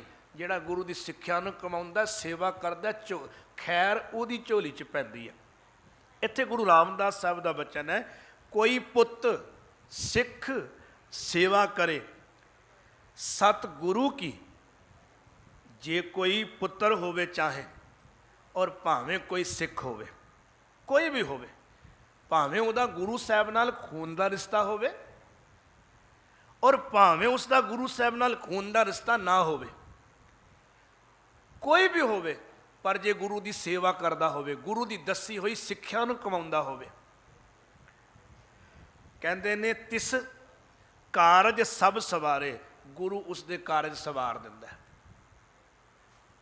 ਗੁਰੂ ਰਾਮਦਾਸ ਸਾਹਿਬ ਦਾ ਜ਼ਿਕਰ ਕਰ ਲਈਏ। ਗੁਰੂ ਰਾਮਦਾਸ ਸਾਹਿਬ ਜਦੋਂ ਘਰੋਂ ਤੁਰੇ ਸੀ ਤੇ ਯਤੀਮਾਂ ਦੀ ਤਰ੍ਹਾਂ ਤੁਰੇ ਸੀ। ਉਹਨਾਂ ਦੇ ਦੁਨਿਆਵੀ ਤੌਰ ਤੇ ਉਹਨਾਂ ਦੇ ਪੱਲੇ ਕੱਖ ਵੀ ਨਹੀਂ ਸੀ। ਗੁਰੂ ਨਾਨਕ ਦੇ ਚਰਨਾਂ ਨਾਲ ਜੁੜਨ ਦਾ ਮੌਕਾ ਮਿਲ ਗਿਆ, ਗੁਰੂ ਕੇ ਚਰਨਾਂ ਨਾਲ ਜੁੜਨ ਦਾ ਮੌਕਾ ਮਿਲ ਗਿਆ। ਉਸ ਮੌਕੇ ਦਾ ਉਹਨਾਂ ਨੇ ਭਰਪੂਰ ਲਾਭ ਉਠਾਇਆ, ਸੇਵਾ ਵਿੱਚ ਜੁੜੇ ਰਹੇ। 21 ਸਾਲ ਲਗਾਤਾਰ ਸੇਵਾ ਕਰਦੇ ਰਹੇ, ਤਨ ਮਨ ਧਨ ਸੌਂਪ ਕੇ। ਕਈਆਂ ਨੇ ਗੱਲਾਂ ਵੀ ਬਣਾਈਆਂ, ਪਰ ਗੁਰੂ ਰਾਮਦਾਸ ਸਾਹਿਬ ਨੇ ਕਿਸੇ ਦੀ ਪਰਵਾਹ ਨਾ ਕੀਤੀ। ਮੈਨੂੰ ਆਪਣੇ ਅੱਗੇ ਨਹੀਂ ਆਉਣ ਦਿੱਤਾ, ਹੰਕਾਰ ਨੂੰ ਅੱਗੇ ਨਹੀਂ ਆਉਣ ਦਿੱਤਾ। ਉਹ ਵੈਸੇ ਇਤਿਹਾਸ ਦੀ ਸਾਖੀ ਤੁਸੀਂ ਕਈ ਵਾਰ ਸੁਣੀ ਹੈ ਕਿ ਗੁਰੂ ਅਮਰਦਾਸ ਮਹਾਰਾਜ ਨੇ ਗੁਰੂ ਨਾਨਕ ਦੇ ਨਿਰਮਲ ਪੰਥ ਦੀ ਬਾਗਡੋਰ ਅੱਗੇ ਸੌਂਪਣ ਲਈ, ਜ਼ਿੰਮੇਵਾਰੀ ਸੌਂਪਣ ਲਈ ਚੁਣਾਵ ਕਰਨਾ ਸੀ ਵੀ ਕਿਸ ਨੂੰ ਸੌਂਪਿਆ ਜਾਏ ਇਹ ਖਜ਼ਾਨਾ। ਤਾਂ ਭਾਈ ਰਾਮਾ ਤੇ ਭਾਈ ਜੇਠਾ ਜੀ ਨੂੰ, ਇੱਕ ਭਾਈ ਜੇਠਾ ਜੀ ਯਾਨੀ ਗੁਰੂ ਰਾਮਦਾਸ ਜੀ ਨੂੰ ਇੱਕ ਸੇਵਾ ਬਖਸ਼ ਵੀ ਇਹ ਤੁਸੀਂ ਕਰਨੀ ਹੈ। ਦੇਖੋ, ਥੜਾ ਤੇ ਕਿਸੇ ਹੋਰ ਕੋਲ ਵੀ ਬਣਵਾ ਸਕਦੇ ਸੀ, ਗੱਲ ਥੜੇ ਦੀ ਨਹੀਂ ਸੀ। ਥੜਾ ਬਣਾਉਣ ਵਾਸਤੇ ਕਿਹਾ ਵੀ ਸੰਗਤ ਬਹੁਤ ਆਉਂਦੀ ਹੈ, ਇੱਕ ਉੱਚਾ ਥੜਾ ਬਣਾਓ। ਜਿਹੜਾ ਵਧੀਆ ਥੜਾ ਬਣਾਏਗਾ ਅਸੀਂ ਉਸ ਦਾ ਥੜਾ ਰੱਖ ਲਵਾਂਗੇ ਤੇ ਦੂਜਾ ਥੜਾ ਢਾਹ ਦਿਆਂਗੇ। ਭਾਈ ਜੇਠਾ ਜੀ ਤੇ ਭਾਈ ਰਾਮਾ ਜੀ, ਇਹਨਾਂ ਦੋਵਾਂ ਨੇ ਥੜਾ ਬਣਾਉਣਾ ਸ਼ੁਰੂ ਕੀਤਾ। ਮੈਂ ਸੰਖੇਪ ਵਿੱਚ ਅਰਜ਼ ਕਰਾਂ। ਪਹਿਲੇ ਦਿਨ ਥੜਾ ਬਣਾਇਆ, ਗੁਰੂ ਅਮਰਦਾਸ ਸਾਹਿਬ ਨੇ ਕਿਹਾ ਠੀਕ ਨਹੀਂ ਬਣਿਆ, ਢਾਹ ਦਿਓ। ਦੂਜੇ ਦਿਨ ਥੜਾ ਬਣਾਇਆ, ਗੁਰੂ ਅਮਰਦਾਸ ਪਾਤਸ਼ਾਹ ਨੇ ਕਿਹਾ ਠੀਕ ਨਹੀਂ ਬਣਿਆ, ਢਾਹ ਦਿਓ। ਤੀਜੇ ਦਿਨ ਫਿਰ ਥੜਾ ਬਣਾਇਆ, ਬਹੁਤ ਹੀ ਧਿਆਨ ਨਾਲ ਭਾਈ ਰਾਮਾ ਜੀ ਨੇ ਵੀ ਤੇ ਭਾਈ ਜੇਠਾ ਜੀ ਨੇ ਵੀ। ਗੁਰੂ ਅਮਰਦਾਸ ਮਹਾਰਾਜ ਭਾਈ ਰਾਮਾ ਜੀ ਦੇ ਥੜੇ ਕੋਲ ਆਏ, ਕਿਹਾ ਅੱਜ ਵੀ ਠੀਕ ਨਹੀਂ ਬਣਿਆ। ਉਹ ਅੱਗੋਂ ਬੋਲ ਪਏ, ਮੈਂ ਇਹਦੇ ਵਿੱਚ ਕੋਈ ਕਸਰ ਛੱਡੀ ਨਹੀਂ ਹੈ, ਕੋਈ ਕਮੀ ਛੱਡੀ ਨਹੀਂ ਹੈ, ਮੈਨੂੰ ਕੋਈ ਘਾਟ ਨਜ਼ਰ ਨਹੀਂ ਆਉਂਦੀ। ਮੈਨੂੰ ਤੇ ਲੱਗਦਾ ਦੋਸ਼ ਤੁਹਾਡੀ ਉਮਰ ਕਰਕੇ ਤੁਹਾਡੀ ਨਜ਼ਰ ਵਿੱਚ ਹੀ ਆ ਗਿਆ। ਕਹਿੰਦੇ ਇਹ ਤੋਂ ਵਧੀਆ ਮੇਥੋਂ ਬਣਨਾ ਨਹੀਂ। ਸ਼ੁਰੂ ਵਿੱਚ ਅਰਜ਼ ਕੀਤੀ ਸੀ, ਕਦੇ ਵੀ ਇਹ ਦਾਵਾ ਨਾ ਕਰਿਓ ਮੈਂ ਕਰਨ ਵਾਲਾ ਹਾਂ। ਜੋ ਇਹ ਦਾਵਾ ਕਰੇਗਾ ਮੈਂ ਸੰਗਤ ਕਰਨ ਵਾਲਾ, ਮੈਂ ਸੇਵਾ ਕਰਨ ਵਾਲਾ, ਉਹ ਰਹਿਮਤ ਤੋਂ ਖਾਲੀ ਰਹਿ ਜਾਂਦਾ ਹੈ। ਧੰਨ ਗੁਰੂ ਰਾਮਦਾਸ ਸਾਹਿਬ ਦੇ ਥੜੇ ਨੂੰ ਵੀ ਦੇਖਿਆ ਤੇ ਕਿਹਾ ਥੜਾ ਤੁਹਾਡਾ ਵੀ ਠੀਕ ਨਹੀਂ ਬਣਿਆ। ਤੇ ਉਸ ਵੇਲੇ ਗੁਰੂ ਰਾਮਦਾਸ ਮਹਾਰਾਜ ਜੀ ਨੇ ਕਿਹਾ ਹਉ ਅਜਾਨ ਨਿਤ ਭੂਲਨ ਹਾਰ। ਕਹਿੰਦੇ ਮੈਂ ਅਜਾਨ ਹਾਂ, ਮੈਥੋਂ ਬਣਨਾ ਵੀ ਨਹੀਂ ਹੈ। ਤੁਸੀਂ ਆਪਣੇ ਬਿਰਦ ਦੀ ਸੰਭਾਲ ਕਰੋ। ਤੁਸੀਂ ਬਾਰ-ਬਾਰ ਮੈਨੂੰ ਸਮਝਾਉਂਦੇ ਹੋ, ਮੈਂ ਮੂਰਖ ਕਿਤਨਾ ਕਿ ਮੈਂ ਫਿਰ ਵੀ ਭੁੱਲ ਜਾਣਾ। ਜਦ ਤੱਕ ਤੁਸੀਂ ਕਿਰਪਾ ਨਹੀਂ ਕਰੋਗੇ ਇਹ ਥੜਾ ਨਹੀਂ ਬਣੇਗਾ। ਧੰਨ ਗੁਰੂ ਅਮਰਦਾਸ ਮਹਾਰਾਜ ਨੇ ਵੇਖਿਆ ਵਾਕਈ ਥੜਾ ਬਣ ਚੁੱਕਿਆ ਹੈ, ਪਰ ਕਿਹੜਾ ਹਿਰਦੇ ਦਾ, ਜਿੱਥੇ ਕੇਵਲ ਤੇ ਕੇਵਲ ਨਿਰੰਕਾਰ ਹੈ, ਅਹੰਕਾਰ ਲੇਸ਼ ਮਾਤਰ ਨਹੀਂ। ਉਸੇ ਦਿਨ ਗੁਰੂ ਅਮਰਦਾਸ ਮਹਾਰਾਜ ਜੀ ਨੇ ਕਿਹਾ ਸੰਗਤ ਨੂੰ ਕਿ ਕੱਲ ਅੰਮ੍ਰਿਤ ਵੇਲੇ ਗੁਰਤਾ ਗੱਦੀ ਦੀ ਜ਼ਿੰਮੇਵਾਰੀ ਸੌਂਪੀ ਜਾਏਗੀ। ਦੀਵਾਨ ਸਜਾਇਆ ਗਿਆ, ਗੁਰੂ ਰਾਮਦਾਸ ਮਹਾਰਾਜ ਜੀ ਨੂੰ ਤਖਤ ਤੇ ਬਿਠਾਇਆ ਗਿਆ ਤੇ ਗੁਰੂ ਅਮਰਦਾਸ ਮਹਾਰਾਜ ਨਿਮਾਣਿਆਂ ਦੇ ਮਾਣ, ਨਿਤਾਣਿਆਂ ਦੇ ਤਾਣ। ਧੰਨ ਗੁਰੂ ਅਮਰਦਾਸ ਮਹਾਰਾਜ ਜੀ ਸਾਹਮਣੇ ਝੁਕ ਜਾਂਦੇ ਨੇ, ਗੁਰੂ ਰਾਮਦਾਸ ਮਹਾਰਾਜ ਜੀ ਦੇ ਝੁਕ ਜਾਂਦੇ ਨੇ। ਉੱਥੇ ਇੱਕ ਅਦੀਬ ਨੇ ਬੜੀ ਪਿਆਰੀ ਗੱਲ ਕਹੀ ਹੈ, मुझे रास आ गया तेरे दर पे सर को झुकाना, तुझे मिल गया आशिक मुझे मिल गया ठिकाना, मुझे कौन जानता था तेरी बंदगी से पहले, तेरी इबादत ने बना दी मेरी जिंदगी खजाना। गुरु रामदास महाराज जी कह रहे ने ये मैं नहीं पाया, ये तू बख्शिया है, तू तुरट के बख्शिया। ਇੰਨੀ ਵੱਡੀ ਦਾਤ ਪਾ ਕੇ ਵੀ ਵਿੱਚ ਹੰਕਾਰ ਨੂੰ ਨਹੀਂ ਲਿਆਣ ਦਿੰਦੇ। ਹਾਲਾਂਕਿ ਸੇਵਾ ਕੀਤੀ, ਇੱਥੇ ਵੀ ਕਹਿ ਰਹੇ ਨੇ ਕੋਈ ਪੁੱਤ ਸਿੱਖ ਸੇਵਾ ਕਰੇ ਸਤਿਗੁਰੂ ਕੀ, ਤਿਸ ਕਾਰਜ ਸਭ ਸਵਾਰੇ, ਜੋ ਇੱਛਾ ਸੋ ਫਲ ਪਾਏ ਸੀ, ਪੁੱਤ ਧਨ ਲਖਮੀ ਖੜ ਮੇਲੇ ਹਰ ਨਿਸਤਾਰੇ। ਕਹਿੰਦੇ ਜੋ ਸੇਵਕ ਇੱਛਾ ਕਰਦਾ ਉਹ ਸਭ ਕੁਝ ਉਹ ਮਾਲਕ ਆਪਣੇ ਸੇਵਕ ਨੂੰ ਬਖਸ਼ ਦਿੰਦਾ ਹੈ, ਪਰ ਕਿਸ ਨੂੰ? ਜੋ ਸੇਵਾ ਭਾਵਨਾ ਦੇ ਨਾਲ ਆਉਂਦਾ ਹੈ, ਹੰਕਾਰ ਲੈ ਕੇ ਨਹੀਂ। ਭਾਵੇਂ ਪੁੱਤਰ ਹੋਵੇ, ਭਾਵੇਂ ਧਨ ਹੋਵੇ, ਭਾਵੇਂ ਲਖਮੀ ਹੋਵੇ, ਸਭ ਦਾਤਾਂ ਆਪਣੇ ਸੇਵਕ ਦੀ ਝੋਲੀ 'ਚ ਪਾ ਦਿੰਦਾ। ਸਭ ਨਿਧਾਨ ਸਤਿਗੁਰੂ ਵਿੱਚ ਜਿਸ ਅੰਦਰ ਹਰ ਉਰ ਧਾਰੇ। ਕਹਿੰਦੇ ਸਾਰੇ ਖਜ਼ਾਨੇ ਭਾਈ ਸਤਿਗੁਰੂ ਵਿੱਚ ਨੇ, ਕਿਉਂਕਿ ਸਤਿਗੁਰੂ ਦੇ ਹਿਰਦੇ 'ਚ ਨਿਰੰਕਾਰ ਵਸਦਾ ਹੈ। ਸੋ ਪਾਏ, ਪਰ ਮਿਲਦਾ ਕਿਸ ਨੂੰ ਹੈ? ਸੋ ਪਾਏ ਪੂਰਾ ਸਤਿਗੁਰੂ। ਪੂਰੇ ਸਤਿਗੁਰੂ ਨਾਲ ਉਹ ਜੁੜਦਾ ਜਿਸ ਲਿਖਿਆ ਲਿਖਤ ਲਿਲਾਰੇ, ਜਿਹਦੇ ਭਾਗਾਂ ਵਿੱਚ ਮਾਲਕ ਨੇ ਲੇਖ ਲਿਖ ਦਿੱਤਾ। ਜਨ ਨਾਨਕ ਮੰਗੈ ਧੂੜ ਤਿਨ ਜੋ ਗੁਰਸਿੱਖ ਮਿੱਤ ਪਿਆਰੇ। ਗੁਰੂ ਰਾਮਦਾਸ ਸਾਹਿਬ ਕਹਿੰਦੇ ਨੇ ਦਾਸ ਨਾਨਕ ਤੇ ਉਹਨਾਂ ਸਿੱਖਾਂ ਦੀ ਚਰਨ ਧੂੜ ਮੰਗਦਾ ਜਿਹੜੇ ਗੁਰਸਿੱਖ ਗੁਰੂ ਦੇ ਮਿੱਤਰ ਨੇ, ਗੁਰੂ ਨੂੰ ਪਿਆਰ ਕਰਨ ਵਾਲੇ ਨੇ, ਗੁਰੂ ਦੇ ਹੁਕਮ ਨੂੰ ਕਮਾਉਣ ਵਾਲੇ ਨੇ। ਹੁਕਮ ਨੂੰ ਕਮਾ ਕੇ ਗੁਰੂ ਰਾਮਦਾਸ ਸਾਹਿਬ ਜੀ ਦੀ ਝੋਲੀ 'ਚ ਦਾਤ ਪਈ ਤੇ ਉਹਨਾਂ ਨੇ ਅਖੀਰ ਵੇਲੇ ਜਦ ਗੁਰਤਾ ਗੱਦੀ ਤੇ ਬੈਠੇ ਉਦੋਂ ਵੀ ਇਹ ਗੱਲ ਕਹੀ ਕਿ ਮੈਂ ਕੁਝ ਵੀ ਨਹੀਂ ਸਾਂ, ਦਾਤਾ ਤੂੰ ਕਿਰਪਾ ਕੀਤੀ ਆ। ਉਹ ਆਪਾਂ ਬਚਨ ਪੜ੍ਹਦੇ ਹੀ ਹਾਂ, ਜਿੱਥੇ ਗੁਰੂ ਰਾਮਦਾਸ ਸਾਹਿਬ ਨੇ ਕਿਹਾ ਹਾਂ ਰੁਲਤੇ ਫਿਰਤੇ ਕੋਈ ਬਾਤ ਨਾ ਪੁੱਛਤਾ, ਗੁਰ ਸਤਿਗੁਰ ਸੰਗ ਕੀਰੇ ਹਮ ਥਾਪੇ। ਗੁਰੂ ਰਾਮਦਾਸ ਮਹਾਰਾਜ ਜਿਨ੍ਹਾਂ 30 ਰਾਗਾਂ ਵਿੱਚ ਬਚਨ ਉਚਾਰੇ, 638 ਸ਼ਬਦ ਉਹਨਾਂ ਦੇ ਮਿਲਦੇ ਨੇ। ਗੁਰੂ ਰਾਮਦਾਸ ਮਹਾਰਾਜ ਜੀ ਦਾ ਅੱਜ ਗੁਰਤਾ ਗੱਦੀ ਦਿਵਸ ਹੈ। ਆਪ ਸਰਬਤ ਸੰਗਤ ਸ਼ਰਧਾ ਭਾਵਨਾ ਨਾਲ ਬੈਠੇ ਹੋ। ਗੁਰੂ ਰਾਮਦਾਸ ਸਾਹਿਬ ਨੇ ਅੱਜ ਦੇ ਸਲੋਕ ਰਾਹੀਂ ਵੀ ਦੱਸਿਆ, ਭਾਈ ਸੇਵਕ ਬਣ ਕੇ ਜੇ ਗੁਰੂ ਕੇ ਦਰ ਤੇ ਕਾਰ ਕਮਾਵੇ ਤੇ ਗੁਰੂ ਤੇਰੇ ਝੋਲੀ ਵਿੱਚ ਹਰੇਕ ਦਾਤ ਪਾ ਦੇਗਾ, ਭਾਵੇਂ ਦੁਨੀਆਵੀ ਦਾਤਾਂ ਹੋਣ, ਪੁੱਤਰ ਧਨ ਲక్ష్ਮੀ ਆਦਿਕ ਕੁਝ ਵੀ ਹੋਵੇ, ਪਰ ਜੇ ਕਿਤੇ ਹਉਮੈ ਨੂੰ ਬਿਲਕੁਲ ਮਿਟਾ ਦੇਵੇ ਤੇ ਗੁਰੂ ਏਡਾ ਕੋ ਦਿਆਲੂ ਹੈ, ਆਪਣਾ ਸਭ ਖਜ਼ਾਨਾ ਝੋਲੀ 'ਚ ਪਾ ਦਿੰਦਾ ਹੈ। ਇਸ ਲਈ ਐਸੇ ਸਤਿਗੁਰੂ ਤੋਂ ਕੁਰਬਾਨ ਜਾਈਏ। ਧੰਨ ਗੁਰੂ ਰਾਮਦਾਸ ਮਹਾਰਾਜ ਜੀ ਦੀ ਸਿਫਤ ਵਿੱਚ ਦੋ ਪੰਕਤੀਆਂ ਪੜ੍ਹ ਕੇ ਤੇ ਫਿਰ ਸਮਾਪਤੀ। ਬੈਠਾ ਸੋਢੀ ਪਾਤਸ਼ਾਹ, ਬੈਠਾ ਸੋਢੀ ਪਾਤਸ਼ਾਹ,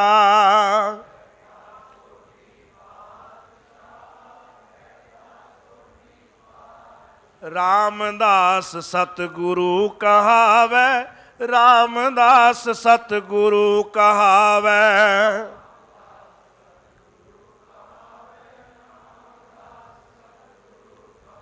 ਬੈਠਾ ਸੋਢੀ ਪਾਤਸ਼ਾਹ, ਬੈਠਾ ਸੋਢੀ ਪਾਤਸ਼ਾਹ,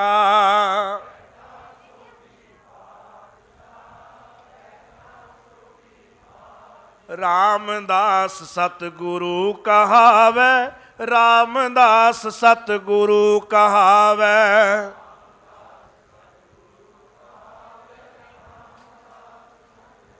ਧੰਨ ਗੁਰੂ ਰਾਮਦਾਸ ਸਾਹਿਬ ਜੀ, ਧੰਨ ਗੁਰੂ ਰਾਮਦਾਸ ਸਾਹਿਬ ਜੀ।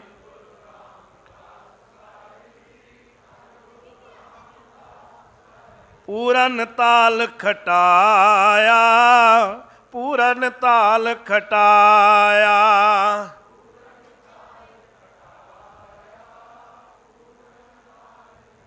ਅੰਮ੍ਰਿਤਸਰ ਵਿੱਚ ਜੋਤ ਜਗਾਵੈ, ਅੰਮ੍ਰਿਤਸਰ ਵਿੱਚ ਜੋਤ ਜਗਾਵੈ।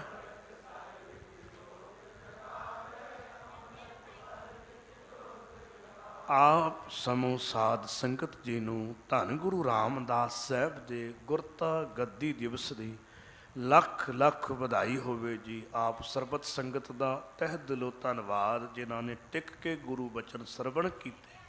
ਧੰਨ ਗੁਰੂ ਗ੍ਰੰਥ ਸਾਹਿਬ, ਧੰਨ ਗੁਰੂ ਤੇਗ ਬਹਾਦਰ ਸਾਹਿਬ ਦਾ ਕੋਟਾਨ ਕੋਟ ਧੰਨਵਾਦ, ਜਿਨ੍ਹਾਂ ਨੇ ਵਿੱਚ ਵਰਤ ਕੇ ਮਿਹਰ ਕਰਕੇ ਆਪਣੇ ਦਰ ਦੀਆਂ ਬਾਤਾਂ ਦਾਸ ਕੋਲੋਂ ਕਰਾਈਆਂ। ਸਮੂਹ ਪ੍ਰਬੰਧਕ ਕਮੇਟੀ ਸਿੰਘ ਸਾਹਿਬ ਜੀ ਦਾ ਬਹੁਤ ਬਹੁਤ ਧੰਨਵਾਦ, ਜਿਨ੍ਹਾਂ ਨੇ ਆਪ ਸਰਬਤ ਸੰਗਤ ਦੇ ਦਰਸ਼ਨ ਕਰਾਏ। ਭੁੱਲ ਚੁੱਕ ਦੀ ਖਿਮਾ। ਵਾਹਿਗੁਰੂ ਜੀ ਕਾ ਖਾਲਸਾ, ਵਾਹਿਗੁਰੂ ਜੀ ਕੀ